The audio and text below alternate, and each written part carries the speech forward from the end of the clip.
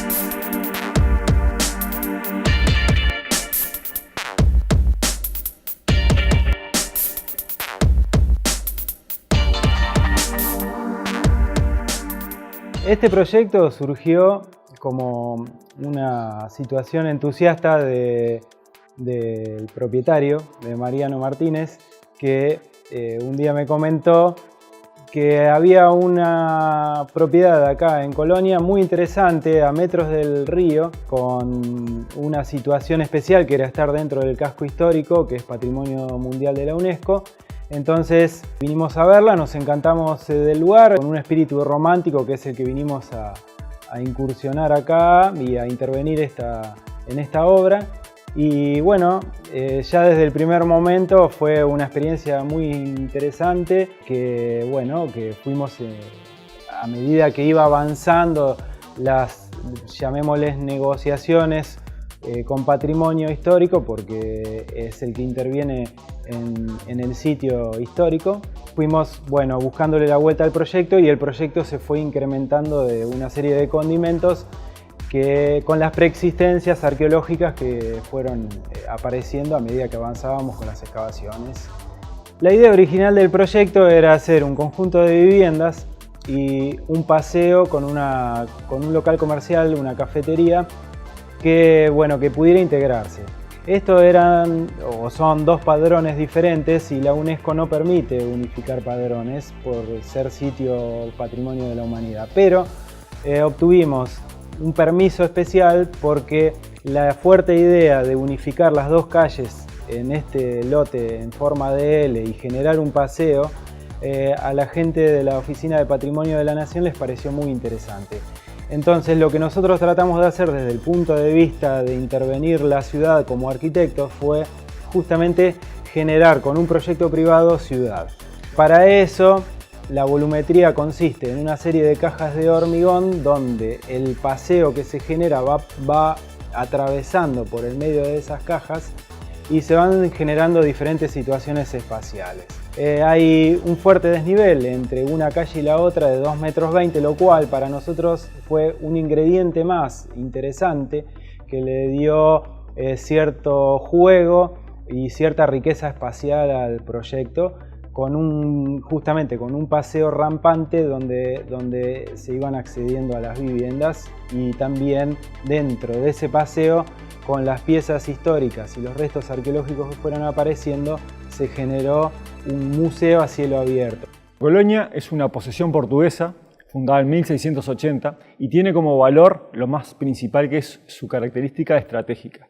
está controlando lo que era la posesión española de Buenos Aires, está en lo que es la entrada al corazón de América, ya sea recalando el Paraná, el Paraguay, el Pilcomayo, hasta lo que eran las minas de oro en Potosí y de plata.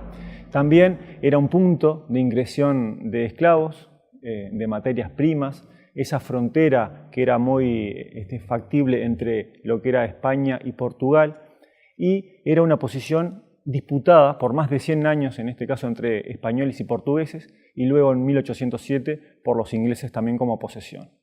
Entonces, características son salientes, es su valor estratégico, su valor táctico en el terreno. ¿Por qué? Porque está ubicado en una península rocosa, está rodeada por el río de la Plata, tiene una bahía que le produce que sea protección a los vientos fuertes, particularmente los del sur y el sureste.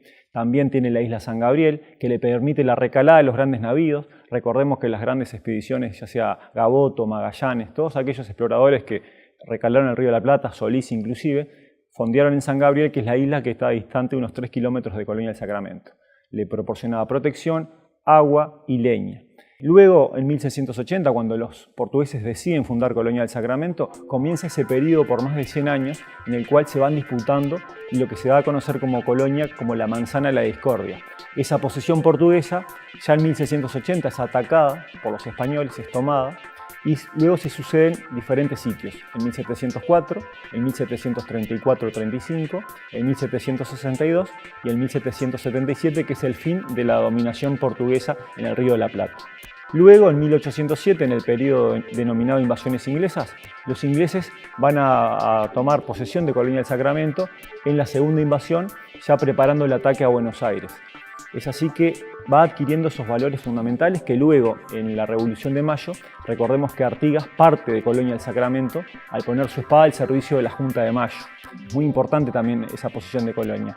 Y luego, en el periodo de la Independencia, también fue una fuente inagotable de hechos, de combates, esa posición de Colonia que marcaba su valor estratégico, que en la actualidad, a ser dinámico, pasó a ser un punto de interés comercial y turístico.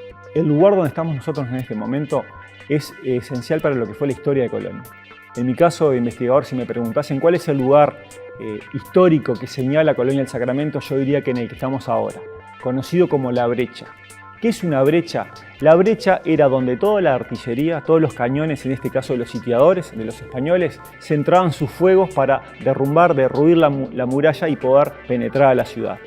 Ese punto, conocido como brecha, cuando estaba practicable, o sea, cuando las fuerzas sitiadoras podían ingresar, mandaban la última intimación al gobernador de la plaza. Si él aceptaba esa capitulación, esa rendición honrosa, podía retirarse con sus tropas, con sus armas, y no se tomaban prisioneros. En cambio, si no aceptaba la intimación, los sitiadores podían ingresar, podían asaltar la ciudad y tomar prisioneros, y ya con otras características más salientes. En historia trabajamos lo que es la perspectiva histórica, pero conjugado en un trabajo de estas características con un equipo multidisciplinario, nosotros observamos lo que es la perspectiva arqueológica. El dato histórico es complemento a lo que luego en el terreno, en el trabajo de campo, en la investigación, vamos a obtener como los restos materiales. En este caso, lo que es La Brecha puntualmente es parte de una investigación histórica, revisando documentos, una investigación cartográfica que lleva luego al equipo de arqueología a poder realizar sus trabajos en el terreno y poder interpretar esas estructuras que se encuentran en esas excavaciones. De hecho, tenemos la brecha como tal, o sea, la cara interna de la muralla, tenemos los contrafuertes, que esos contrafuertes también tienen un valor militar porque la construcción en lo que es la parte de la fortificación van a contener esos declives de terreno, van a contener lo que son los impactos de la artillería y lo vemos presente en este sitio. La situación de la primera parte del proyecto, cuando nos aprobó Patrimonio Histórico la viabilidad para poder empezar las excavaciones, la UNESCO pide que intervenga un arqueólogo justamente por ser sitio patrimonio, ¿no? Entonces, la aparición de las preexistencias que fueron surgiendo nos llevaron a que el proyecto se fuera modificando. Es decir, todas esos restos y esos objetos que fueron encontrándose revalorizaron y mejoraron la propuesta arquitectónica. El valor arqueológico de esta obra, tenemos que entender lo que es la arqueología para poder hablar del valor arqueológico. Y la arqueología es la ciencia que estudia las civilizaciones del pasado o las culturas del pasado en base a los vestigios materiales que quedan de esas culturas del pasado. Y en este caso encontramos no solo vestigios arquitectónicos monumentales de toda la arquitectura militar, que era lo más destacado de este emprendimiento, sino que además aparecieron muchísimos objetos que testimonian la vida cotidiana, tanto de los indígenas como de los esclavos, como de los enfrentamientos bélicos que ocurrían muy asiduamente. Y bueno, el valor arqueológico es ese, que tenemos muchísimos testimonios, no solo arquitectónicos, sino objetos materiales que nos permiten aportar hacia el conocimiento de la vida cotidiana y militar y de las actividades que desarrollaba la población, no solo durante la ocupación portuguesa, que fue de 1680 a 1777, sino luego cuando la colonia pasa a manos de los españoles definitivamente, e incluso hay objetos que testimonian ya el periodo independiente de la República. El proyecto de alguna manera nace como un sueño de hacer una intervención en un sitio que para nosotros es una situación única, donde tanto el propietario y como nosotros el estudio de arquitectura nos embarcábamos en un juego que nos resultó ciertamente fascinante, ¿no? Una situación única de intervenir en algo que uno siempre sueña o siempre anhela, y el proyecto también lo que buscamos era con la arquitectura poder hacer ciudad, integrarse al casco histórico y también generar unas células de vivienda que sean un poco más amables con el lugar, que tengan expansiones, si bien son unidades pequeñas pensadas como para un público ocasional que quizás es de tránsito, pero dándole calidad espacial y calidad material, utilizando también materiales nobles. Usamos mucho el hormigón a la vista, los ladrillos. Acá la ciudad es una ciudad muy ladrillera, y también con un toque de madera que ha aplacado un poco la dureza del hormigón y de los materiales. Las situaciones que nos planteaba el acceso desde una calle y desde la otra son muy diferentes. Nos encontramos con una situación sobre Virrey Ceballos, donde había un galpón centenario que estaba conformado por cabriadas de pinotea antiguas, y nosotros ahí teníamos un estilo, una morfología de galpón antiguo, que justamente es lo que es, y lo que tratamos de hacer fue justamente conservarlo e intervenirlo, que es el lugar donde se terminó planteando la cafetería,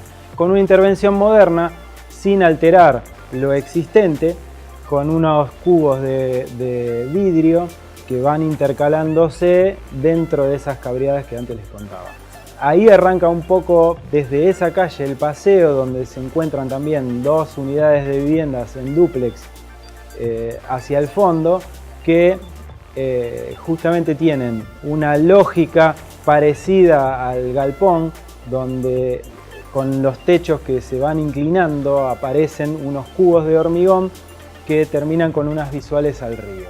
El paseo continúa a medida que se avanza. Nos encontramos como en el primer contrafuerte de la muralla histórica del fuerte, donde lo que intervenimos fue con un piso de vidrio donde se pudiera ver y apreciar y rescatar los restos arqueológicos.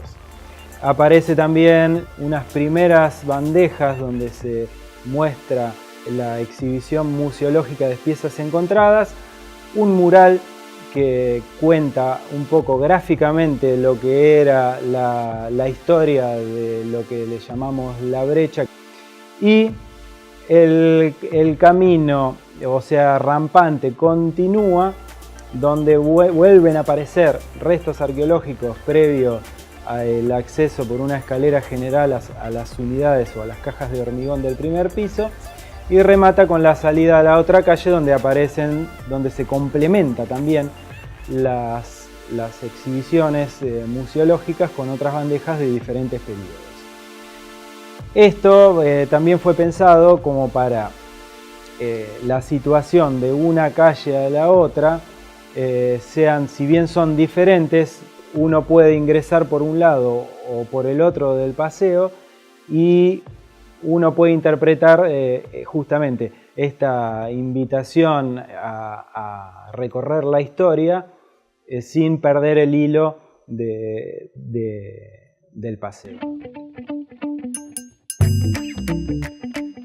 La excavación de esta obra se realizó siguiendo el protocolo de actuación que está fijado por la Comisión Nacional de Patrimonio. Ese protocolo pide que se hagan con control arqueológico desde los cateos de cimentación de la obra.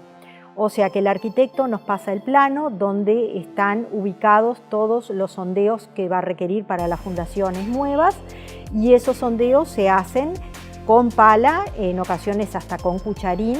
Se va excavando cada unidad estratigráfica en la forma inversa como se fue depositando el sedimento, y vamos rescatando todos los materiales arqueológicos de acuerdo al estrato en el que están depositados. Se embolsan separados los materiales que corresponden a cada unidad de estratificación, porque esos datos que constituyen el contexto arqueológico luego, en la etapa de interpretación, nos permiten saber a qué época corresponde cada uno de los artefactos, si los artefactos están in situ o están en un contexto ya removido, que en uno de los padrones encontramos muchos lugares que habían sido usados como depósitos de basura ya durante el siglo XIX o incluso el siglo XX, y excavando arqueológicamente somos capaces de determinar si los materiales están en un contexto de un basural, o sea, fuera del contexto primario en el que se pudieron depositar,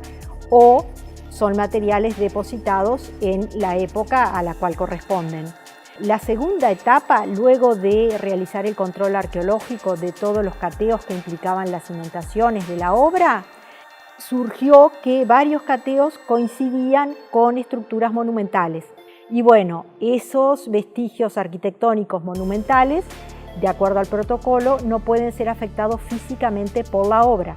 Entonces ahí empieza el trabajo del arquitecto de repensar las cimentaciones para no solo no afectar los vestigios arquitectónicos, sino, en la medida de lo posible, integrarlos a la nueva obra, que es lo que estamos viendo. Acá se integró en el subsuelo, se dejó expuesto el contrafuerte. En uno de los apartamentos en el interior se puede ver un tramo de la muralla original. En otra parte del paseo público se pueden ver los muros, todo en el subsuelo de los cuarteles. Y bueno, luego la otra etapa de la excavación es el seguimiento de obra. El valor histórico está puntualmente por ser el lugar que tiene las mayores características en cuanto a lo que es la fortificación militar como tal. ¿Por qué? Porque se encuentra entre los dos baluartes principales prácticamente de Colonia, lo que es el Bastión del Carmen y lo que era el baluarte de San Juan. Pertenece a lo que es una cortina, una muralla que se llamaba San Vicente, y es donde se va a centrar todo ese fuego y todos los ataques de Colonia del Sacramento. Fue muy representativo en lo que fue los ataques a Colonia del Sacramento, y es un lugar que conjuga lo que es la parte arquitectónica, la parte edilicia, pero con un trabajo de investigación histórica y arqueológica, que a su vez es un desarrollo cultural, y en su caso, como fue lo que propuso el arquitecto Frasi, el apoyar lo que es extensión cultural. Es la publicación de un atlas que contiene toda esa información colonial que nosotros nos basamos en ellos para poder llegar puntualmente a la información del sitio. Mi participación en este proyecto fue al final para poder unir el concepto del trabajo arqueológico y el del trabajo de investigación histórica y traducir para el público visitante el significado de todos los artefactos que se hallaron en el sitio. Para eso utilizamos soluciones museográficas. Si bien esto no es un museo, se utilizó un concepto, digamos, de transparencia con los materiales en este tipo de vitrinas, con los materiales acordes a lo que es la construcción. Y también utilizamos un concepto informativo bastante novedoso, que no es colocar las fichas técnicas al lado del artefacto, sino hacer una gran base con las fichas técnicas incluidas en donde apoyamos el artefacto, donde aseguramos el artefacto. De ese modo se crea una lectura dinámica que está indicada tanto para los niños como las personas especializadas. Si uno se acerca a estas vitrinas con un contenido acorde, va a poder entender un poco el fenómeno de los elementos que han aparecido en este sitio. Entre esos elementos hay cosas muy disímiles y de distintos universos materiales. Quizás las cosas que interesen más, por eso se hizo una selección a partir de una cantidad importante de artefactos que aparecieron en el trabajo de arqueología. Tenemos una botella, por ejemplo, estafilasa, que era un tónico que se utilizaba a fin del siglo XIX, principio del siglo XX, para todo lo que fuera prevenir infecciones respiratorias. Hay una botella de cerveza norteamericana de 1850. ¿Qué hace acá una botella de cerveza? Bueno, en esa época se importaba cerveza en el Río de la Plata. Está la tranca de una puerta, que seguramente de la época colonial, que seguramente fue una de los tantos seguros de las puertas que tenía este sector de la Plaza Fuerte de Colonia. Hay un dedal, que quizás sea el objeto de los más pequeños. ¿Qué hacía un dedal acá? Bueno, evidentemente la ropa no era toda de manufactura industrial. También apareció un botón gauchesco, que es esos que se utilizan en las rastras, pero con la particularidad de que está adosado por concreción a una pieza de hierro. Es muy pequeño, pero se aprecia el escudo del Uruguay en el mismo botón. Y platos, quizás la joya del producto de la excavación, sean los platos portugueses que dan la antigüedad del sitio también, del fin del siglo XVII y del siglo XVIII, que fueron restaurados por la arqueóloga para poder ser presentados en sociedad. Todo eso va con la información. Este es el universo de los artefactos de uso cotidiano, y dentro del universo de los artefactos importantes también, porque esto fue una plaza fuerte, es decir, un sitio de importancia estratégica y militar. Tenemos material bélico, como una granada de mano en estado impecable, digamos, eso no deflagró, no explotó. Botones de uso militar, que también nos dan prueba de la existencia, o comprueban, por supuesto, están los documentos, pero sí es el vestigio o la evidencia material de la presencia de tropas españolas en el sector. Y también algo muy saliente e interesante, las piedras lenticulares, que son piedras talladas por los indígenas, que participaron en los distintos sitios y tomas de Colonia, que eran arrojadas con ondas. Eso es lo que es parte de la muestra de lo que es el material que se halló en el sitio. No hay un guión específico que indique por dónde uno tiene que entrar o no. De las dos formas, uno entra con poquita o mucha información, pero aquí esa información se hace un paquete interesante o todavía se especializa aún más. Aquí entra una persona con poco y nada de información y a la vuelta o por este lado sale con bastante más información de la que entró. Las conclusiones para nosotros, tanto para el inversor como para nosotros el estudio de arquitectura, es que realmente fue muy gratificante intervenir en este enclave histórico. Logramos una buena afinidad con la Oficina de Patrimonio, donde el proyecto logró convencer a las autoridades y también fue muy democratizado, ¿no? Logramos conformar un excelente equipo multidisciplinario, donde participó la arqueóloga Jacqueline Jean Monat, donde participó el museólogo Diego Lascano, donde participó el historiador militar Marcelo Díaz Busquiazo, lo cual también a nosotros no solamente nos dejó la idea de poder intervenir un espacio privado con apertura a la ciudad, sino también lograr una experiencia que no imaginábamos algún día poder vivir, justamente donde se nuclea el intento por hacer buena arquitectura, por hacer ciudad y por rescatar parte de la historia.